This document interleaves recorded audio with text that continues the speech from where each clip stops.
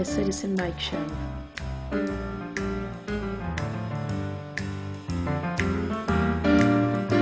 News.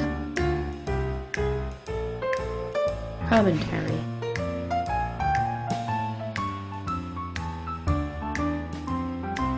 Interviews.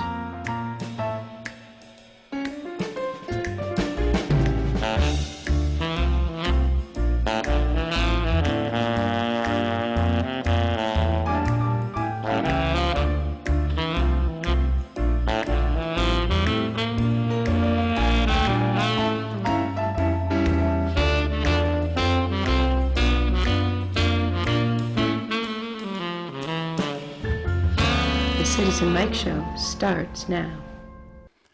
Hey, welcome to the Citizen Mike Show. Thanks for tuning in. We do appreciate it. My name is Mike Brodinski, and on this special edition of the Citizen Mike Show, we have a special guest. It's Connecticut's Secretary of State, Stephanie Thomas. Welcome to Wallingford. Welcome Happy to be here. Yeah, welcome to WPAA and welcome to the show. I want to get right down to business because we got a lot of topics to talk about. And I wanted to talk to you about first the Secretary of State of Georgia, Brad Raffensperger. Mm-hmm. And he popped into the news recently because he, in some minds, he rather heroically resisted political pressure to overturn the Georgia presidential results in 2020. Has his prominence impacted your job and how the public sees Secretary of States?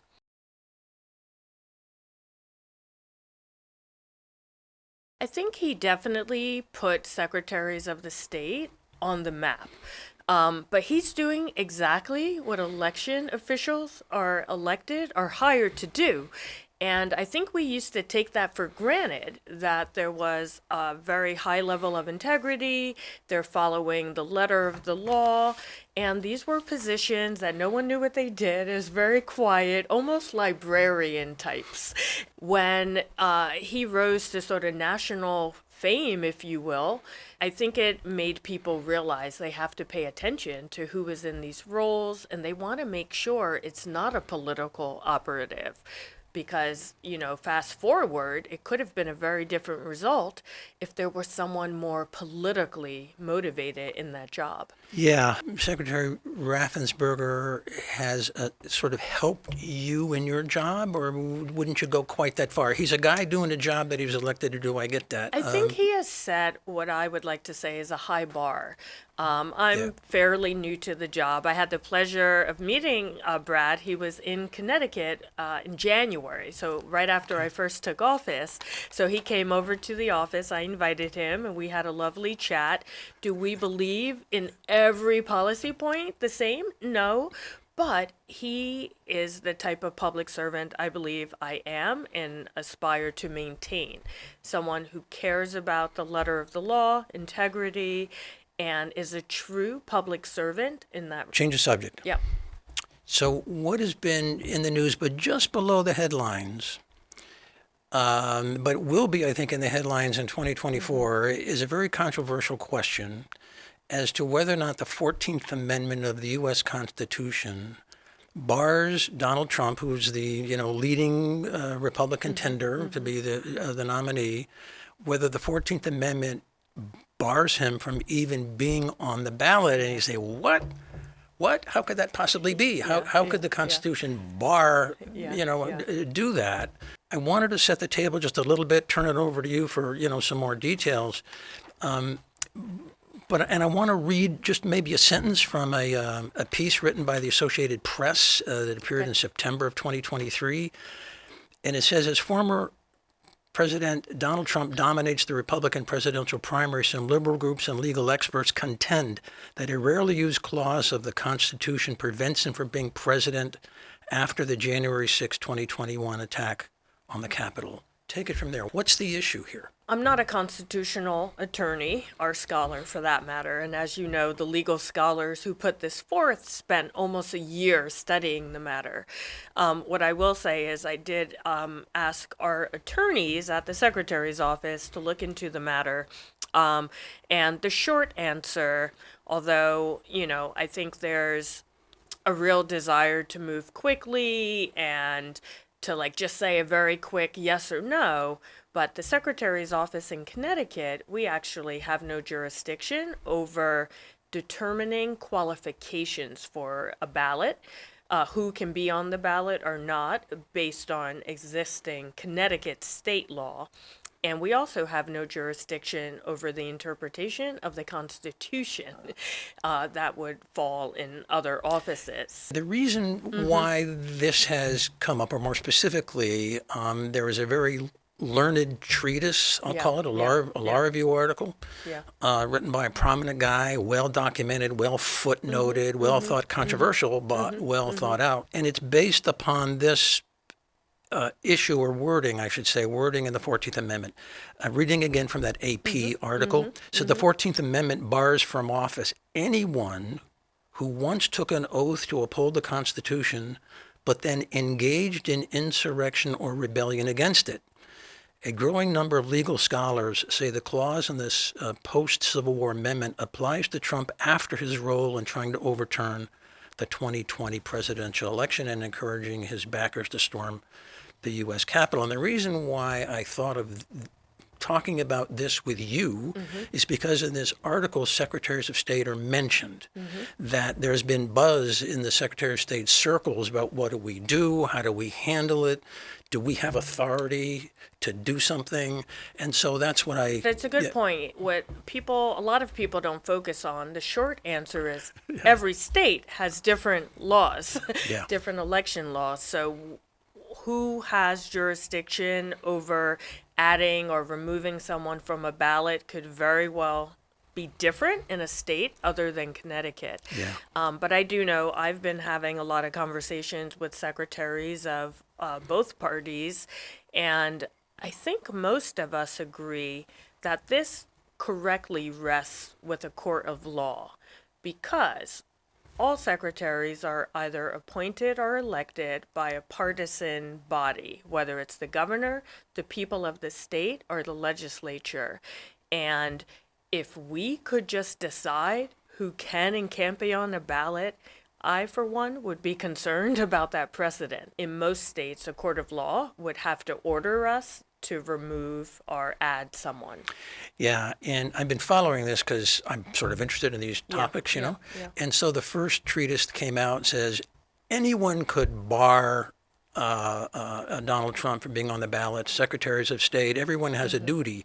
Then another counter opinion came out and said, you try that, all heck would break loose. And that's kind of... That's exactly what I'm saying. That's kind of where we are. Be careful what you wish for. That's right. Let's change the subject. Okay.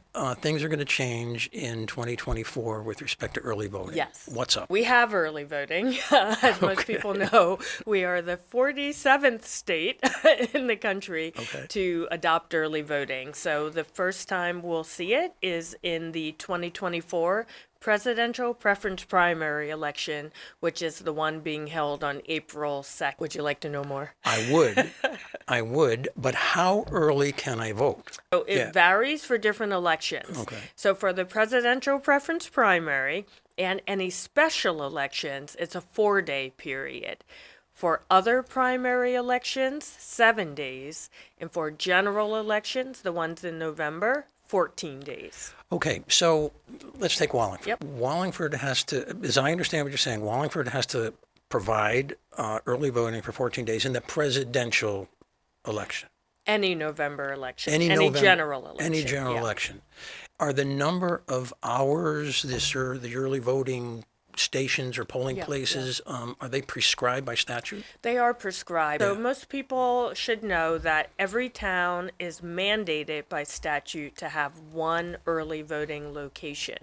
But any town with a population of 20,000 or more can opt in to have other additional locations.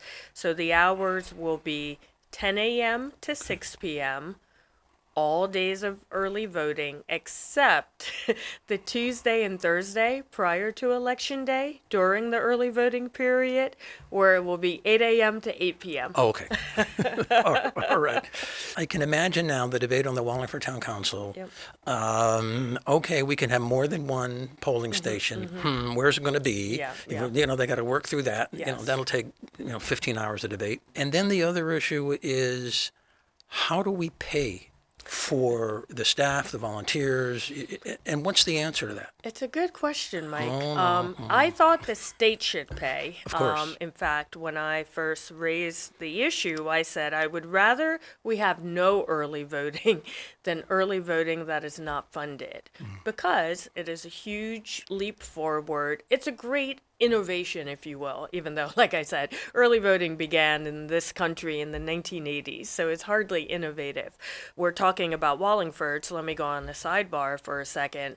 You think about municipal elections, state elections, federal elections. Here in Wallingford, you had average turnout in the presidential elections of 71%. If you look at municipal elections, 24%. So that's a huge gap. These are people registered to vote who believe in voting because they're going out to vote for president, but they're not showing up for local elections. And for state elections, it goes down to about 44%. So it's still a huge gap. I'm hopeful that early voting will help close that gap by giving people more opportunities to go vote in person. So it is, I think, something really important for seniors, parents of young kids, fill in the blank.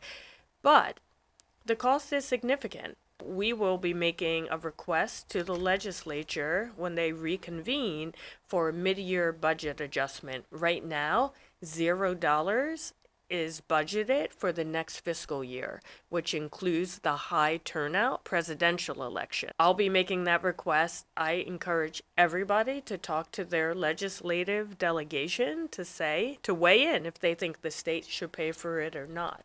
Yeah, and our budgets are, we start discussing our budgets April 1, and they're past the middle of May. We got to make plans. That's exactly why I that kind of thing. advocated for full funding of early voting. Yeah.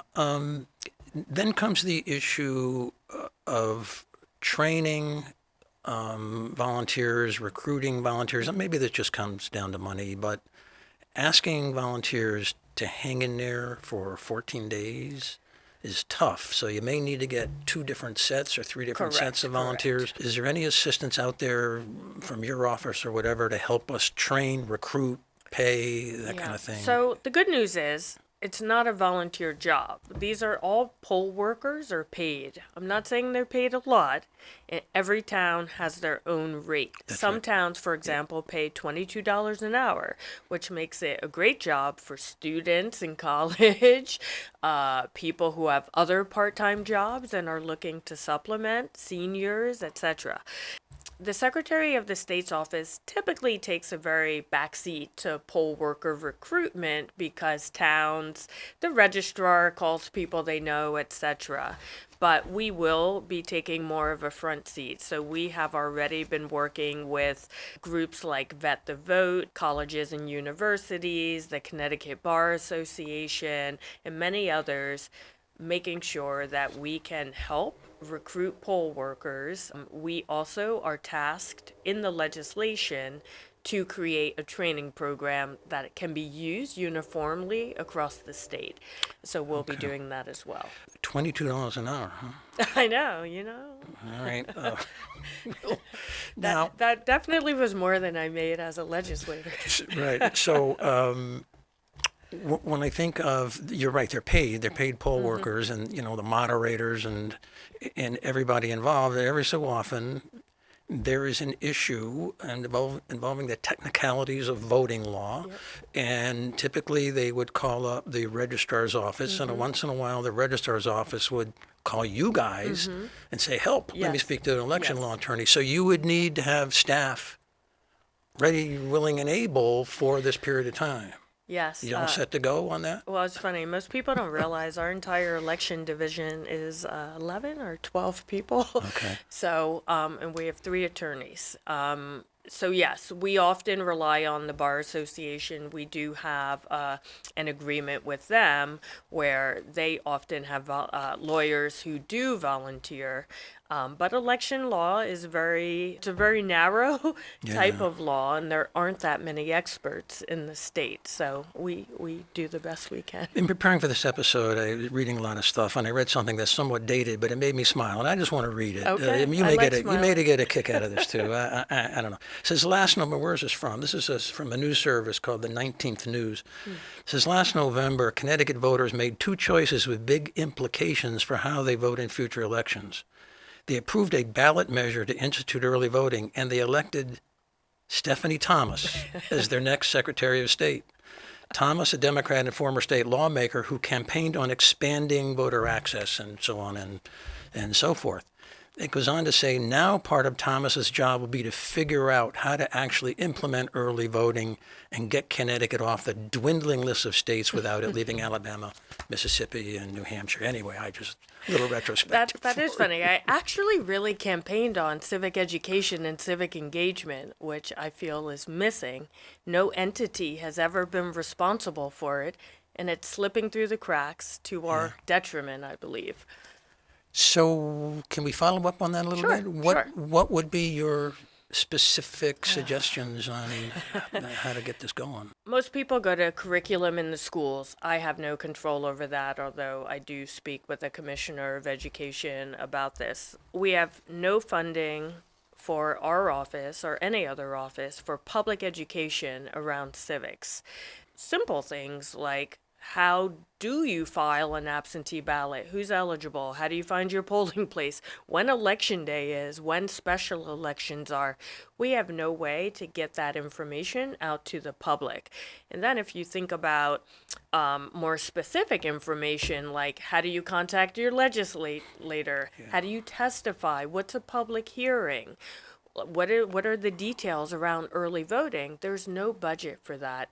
And I think it's a mistake to allow political candidates and political campaigns to be the only people out there talking about how our civic structure works. And I think some of the misinformation, some of the problems we've seen in some towns in the state, etc., I think all of that stems from just a lack of civic knowledge. I like to call it civics you can use.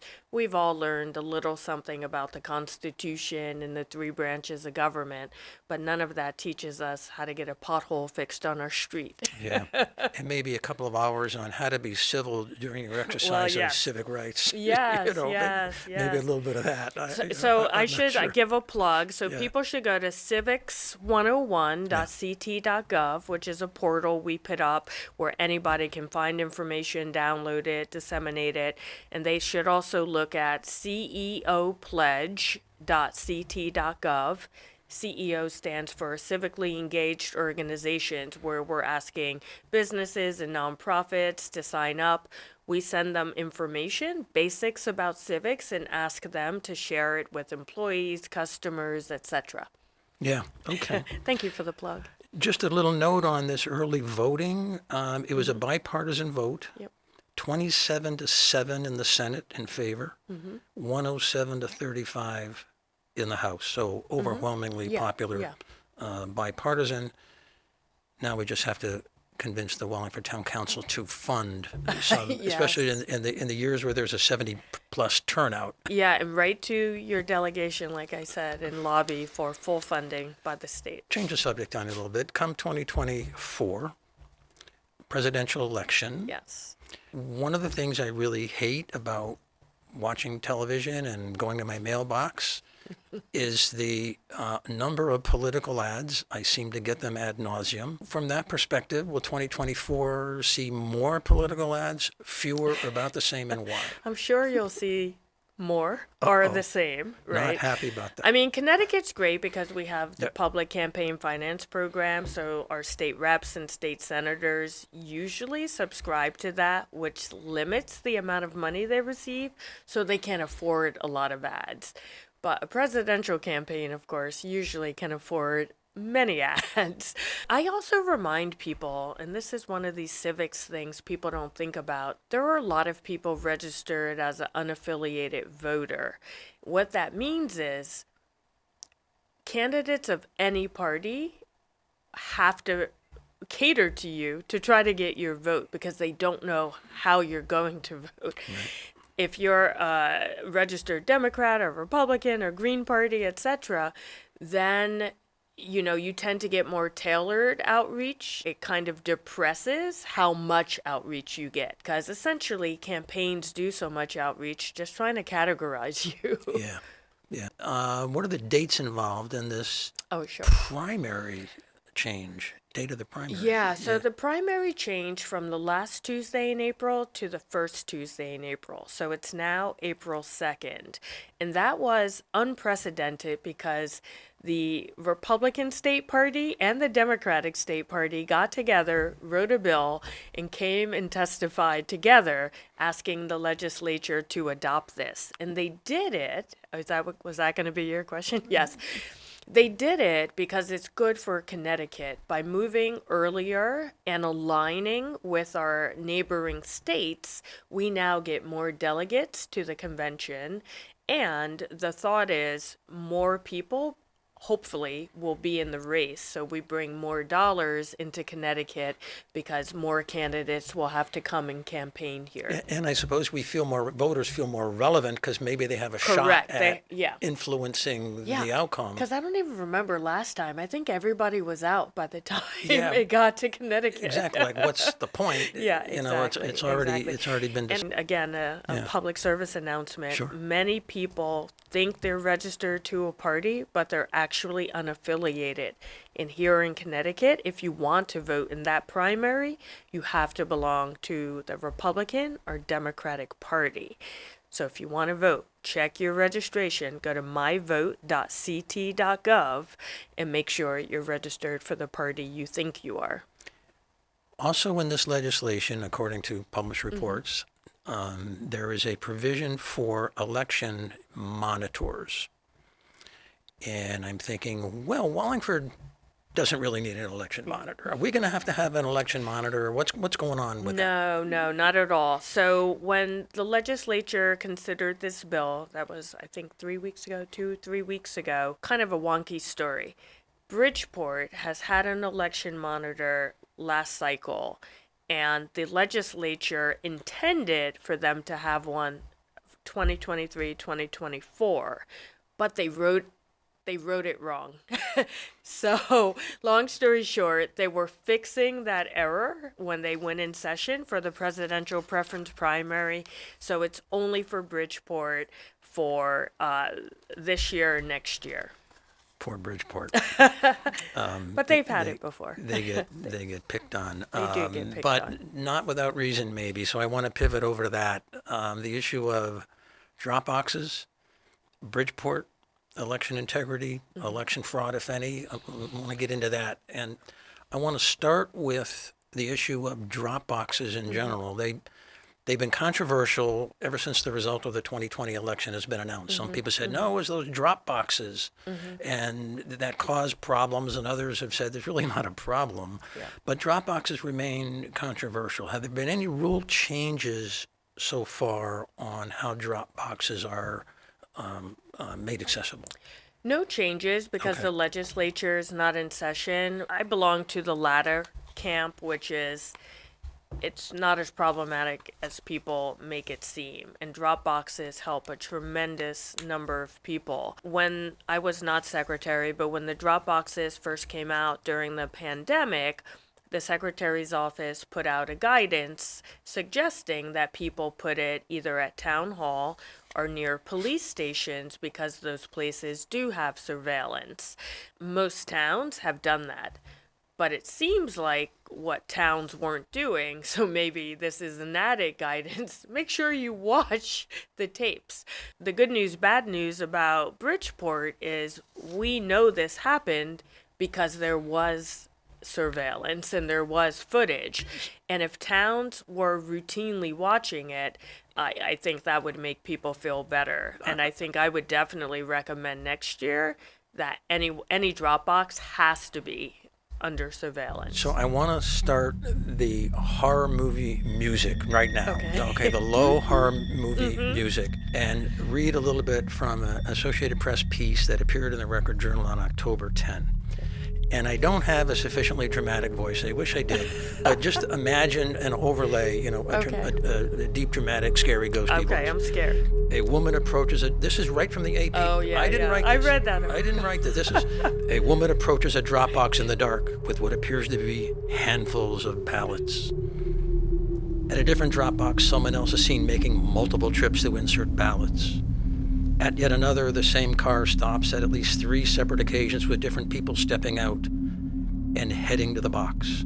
It's not a trailer for the latest conspiracy movie and so on and so forth. And they go on to say this is what really happened in Bridgeport. That stirred up the controversy again in Connecticut. What do we do? What do we do about Dropboxes? Bridgeport. I just want to talk about Bridgeport. What's the latest? What are you hearing? Does the Secretary of State have a particular interest? I know election enforcement is not you, and election enforcement has, I think, jurisdiction over enforcing these kinds of breaches if it in fact was a breach. How do you view the Bridgeport situation? Do you see that and the publicity like ones I just read as maybe a threat to the current practice of making Dropboxes readily available as long as they're watched, Well, the only thing scarier than you reading that was seeing the actual video footage. I mean, I think like everybody else, I was like, what? I mean, it's it was so jarring and so shocking. We don't know what happened in Bridgeport. The State Elections Enforcement Commission, like you said, has jurisdiction. They're the only body that can subpoena witnesses, investigate, etc. And they are not allowed to give us information. So I'm watching this unfold in the press just like anyone else. I don't have access to any special information. There's a few things. Dropboxes, I think, should be handled as I just said. I think they should be under surveillance, and I think people should be mandated to watch that, right? This exact same complaint, as you may recall, came up in a very famous case in Bridgeport about absentee ballot fraud involving some of the same people who were on the videotape in 2019. That predates our Dropboxes.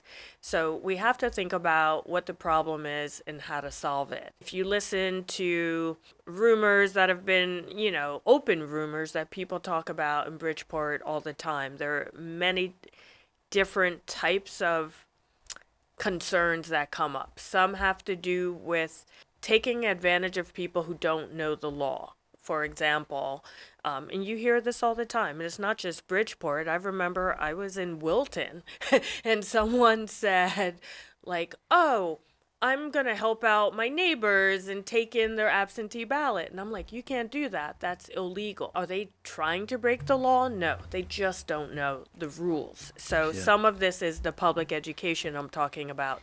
Some people think someone is trying to help them by taking their absentee ballot because maybe they know they can't get out and about as easily as usual, etc.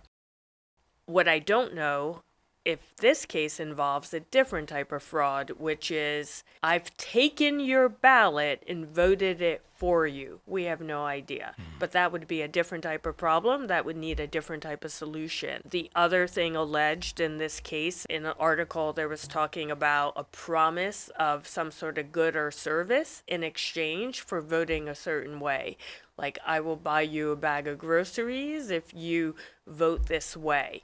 That's a different issue altogether again. I'll be watching very intently to see the results of this election so that we can propose laws in the next session that really address and get at the heart of the problem. I want to read just a couple more sentences from this AP article because it's sort of like in the public interest to button up the topic. And it says, Dropboxes are considered by many election officials to be safe and secure and have been used to varying degrees by states across the political spectrum. With few problems. A survey by the Associated Press of state election officials across the United States found no cases of fraud, vandalism, or theft related to Dropboxes in the 2020 presidential election that could have affected the results. In many cases, drop boxes are placed in locations where they can be monitored by election staff or security cameras. Local election offices typically have procedures to ensure the security of ballots from the time they are retrieved until they arrive at the election office. I want to move on to absentee ballots, which you addressed a second ago, and the broader question of how vulnerable do you think Connecticut is to election law abuse, given the procedures and processes and safeguards we have or may not have in place?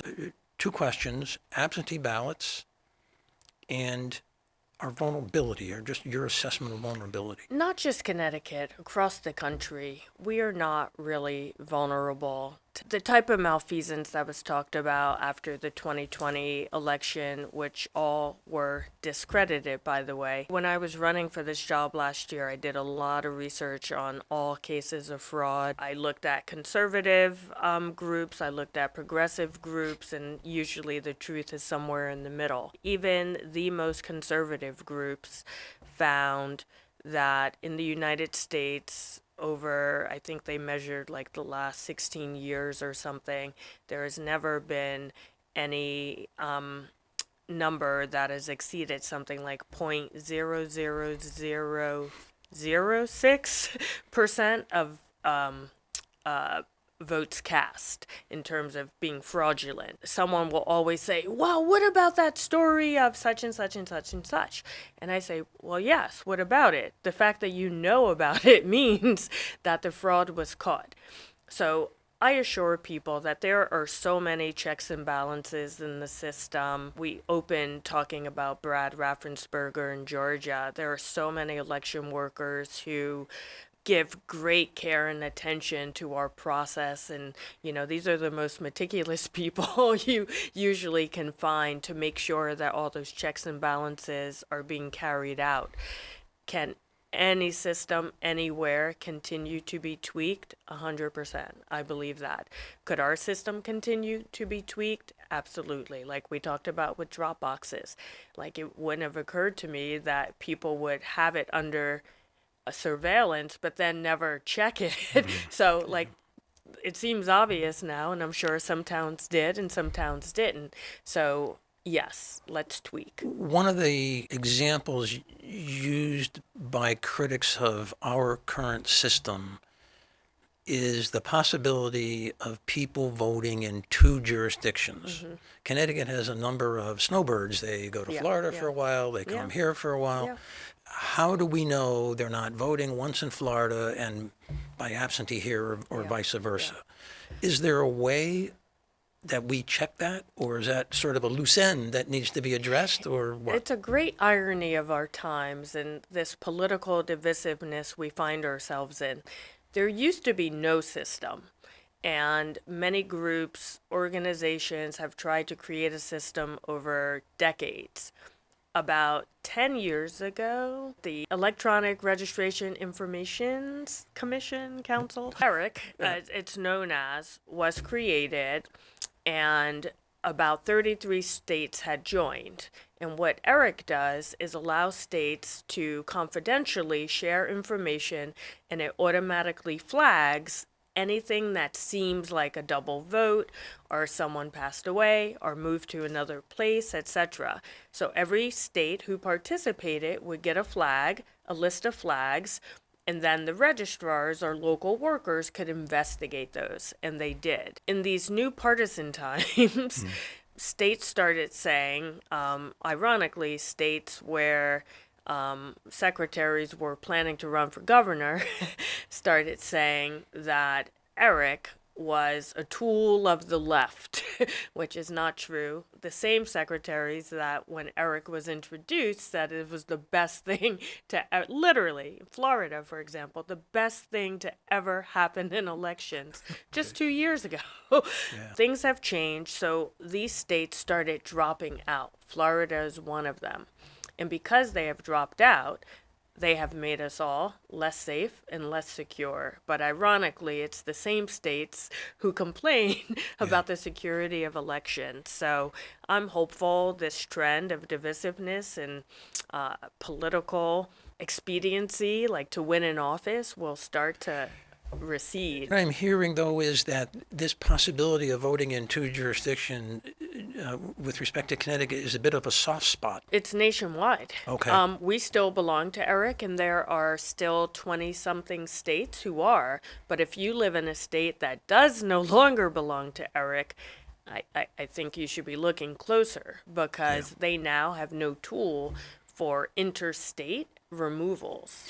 Let's supposing that someone in Connecticut, a resident of Connecticut, moves from one town to another. Are there safeguards in place so you don't vote in both towns? Because maybe your old address is, in your old town. Yep. Registrars talk to each other. Okay. It's really that simple. Even on election day, if someone shows up and they don't have them or someone says I recently moved, the registrar will call, and there's actually laws on the book about how long they have to wait and all of these types of things. But there are so many checks and balances that if anyone ever wants to read the moderator handbook, it's about 100 some odd pages. Yeah, I was a moderator once. I want to go back to absentee ballots. I noticed in my preparation for the show there's a provision to the voters, a referendum, the issue of no excuse absentee ballots. How do you handicap the success of that? What are the pros and cons? Where do you stand on no excuse absentee ballots? No excuse absentee ballots, also known as universal access ballots, so it's talked about either way. Like early voting, most states have universal access, the vast majority. So Connecticut is also sort of latecomer to this space as well. Right now, we have specific reasons by which someone can vote by absentee ballot. The legislature has approved that the question will appear on the ballot November 2024. Shall Connecticut amend our Constitution to allow for no excuse absentee voting? So the people get to decide. If the people decide yes, it'll then go to the legislature to decide what it looks like.